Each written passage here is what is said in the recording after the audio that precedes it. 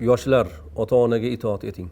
Farg'onaning Rishtonida Ahmad al-Farg'oniy hazratlari yashab o'tganlar. Yurtimizning mo'tabar ulamolaridan. Mana shu zot aytadilar. Alloh nasib etib har yili hajga borardim. Odatim yo'ldagi ulamolarni ziyoratini ham qilardim. Navbatdagi bir safarimda Eronning shimolida bir zotning huzurida ziyoratlarda o'tirganimda, azizlar, Eron deganda butkul shiyalar emas. Eronda hozirgi kunda 26 million sunniylar bor. Bir zotning huzurida o'tirganimda otam, onam haqida so'radilar.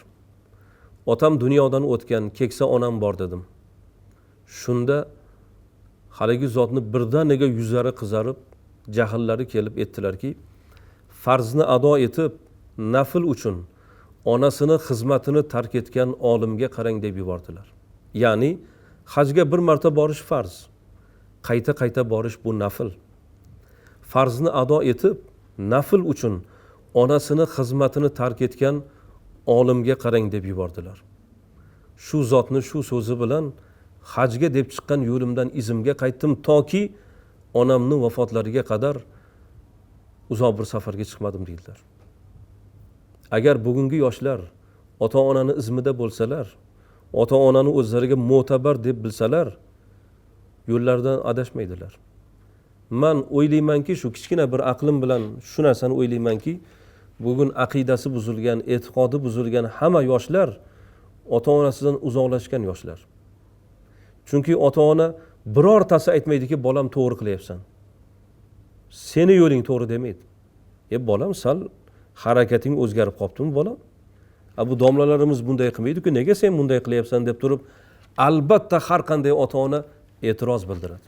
Ota-onani izmida bo'lgan, ota-onani o'ziga rahnamo deb bilgan farzand bemazhab bo'lmaydi. Chunki uning mazhabi ota-onasining qadriyati, ota-onasining e'tiqodi bo'ladi. Tarixda ko'p ulug'larimizni hayotini ko'rsak, ular ota-onani o'zlariga ulamo bo'lsalar-da, ularning amrini o'zlariga vojib deb bilishgan. Avni ibn Abdulloh aytadilar. Farzand olim, qori, 30 pora Qur'oni bor, ilmi bor, otani ilmi yo'q, oddiy namozxon. Jamoa bilan birgalikda otaga ham imom bo'laversin. Lekin ota bilan yolg'iz qolganda odob yuzasidan otani oldiga chiqmasin debdilar. Orqada tursin, ota imomlikka chiqsin. Ota imom bo'lsin debdilar. Shunda adabga to'g'ri keladi debdilar. Qarang, qancha olim, qori, lekin otani oldida otaga itoat etsin deyilyapti. Bugun 4 ta hadisni bilib olib, otasini yuziga tik qaraydiganlar bugun paydo bo'lyapti. Ulug'larimizni ta'rifi shu. Olim bo'lsa-da, qori bo'lsa-da, ilm egasi bo'lsa-da, odob yuzasidan otani oldiga chiqmasin. Ota orqada tursin deb ta'rif beryaptilar. Bugun men shunga da'vat etaman. Yigit qizlar o'z ota-onasining izmida bo'lsinlar. Shularni e'tiqodi, shularni nasihati bo'yicha ish tutsalar, otajon, onajon, siz nima desangiz desalar, hech qaysi bir ota-ona yomonlikka boshlamaydi. Nima deydi ota-ona? Bolam, o'zimizni domlalarimiz, shu o'zimizni qorakalarimiz, mana zamin ulamolari, shularni gapi gap degan gapni har qanday ota-ona aytadi. Biror bir ota-ona aytmaydiki, bolam, quloq solmagin bularga, o'zingni bilganingni qilavergin degan gapni gapirmaydi. Bugungi kundagi yoshlarimizni asosiy xatosi ota-onasining ra'yi qolib ketyapti. Ota-onasining ko'ngil istagi qolib ketyapti. Boshqalarning gapini gap deb ota-ona norozi bo'lsa-da, ota-onani xafa qilib inson qanday jannatni topish mumkin? Axir biz uchun jannat onamizni foyda emasmi? Otamizni peshonasi biz uchun Ka'batulloh emasmi? Shularga qarasak, Ka'baga qaraganda topadigan ajrni topmaymizmi? Men bugun shunga da'vat etaman. Yigit qizlarimizni, vatanimiz o'g'lonlarini, farzandlarini o'z ota-onalarini sevishga, qadrlashga, shularning izmida, shularning rioyasida bo'lishga da'vat etaman. Zero biz uchun sharaf shunda, azizlar. Hasan Basriydan, Hazrat, men o'zimni solih inson ekanligimni qaysi jihatim bilan belgilasam bo'ladi deganlarida, ota-onangga bo'lgan munosabatingdan dedilar.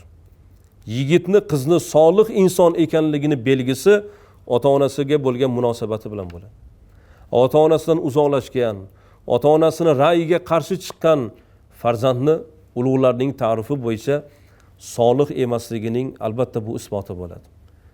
Bugun bizga solih farzand kerak, solih yor kerak, solih kuyov kerak, soliha kelin kerak, solih do'st kerak.